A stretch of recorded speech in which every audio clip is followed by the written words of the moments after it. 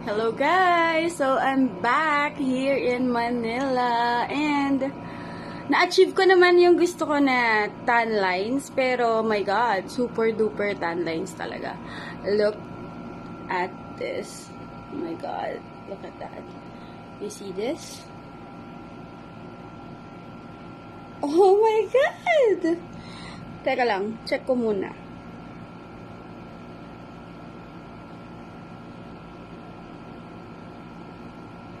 Ayan. Look guys! Sobrang close na siya dun sa ano ko talaga, sa area ng bubay ko. Pero ayan no, bakat na bakat yung bra na ginamit ko. And oh my god, sobrang, see that?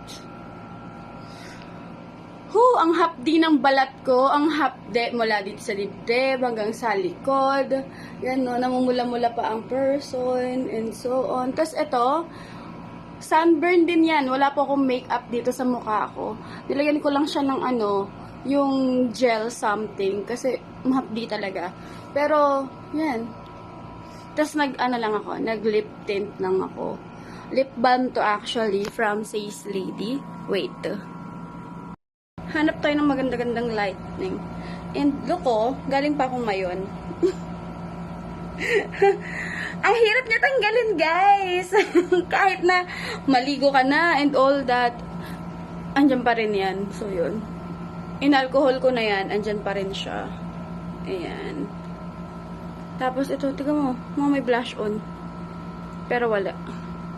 Wala pong filter yung mukha ko. Tunay po yung eyelashes ko. Then, yung lips ko. And, yan. Ganyan yung pamumula natin, Mamshi. Look at that. Oh my God. Tignan mo yung sa kilikili ko. Maputi-puti yung sa loob. Pero,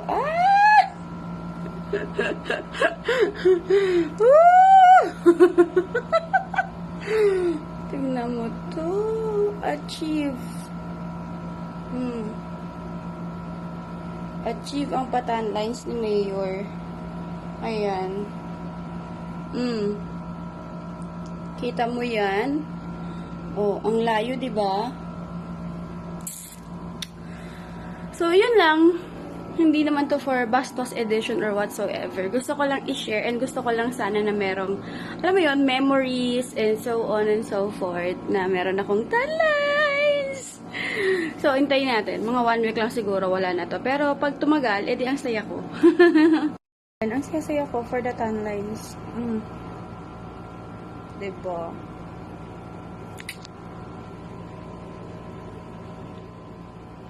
Ayan.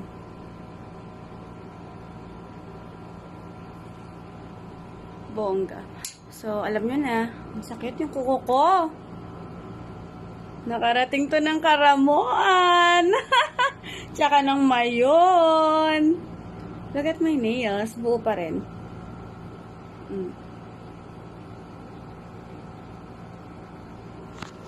Ito pa isa. Yan. Buo pa rin sila. So, that's it for today's video.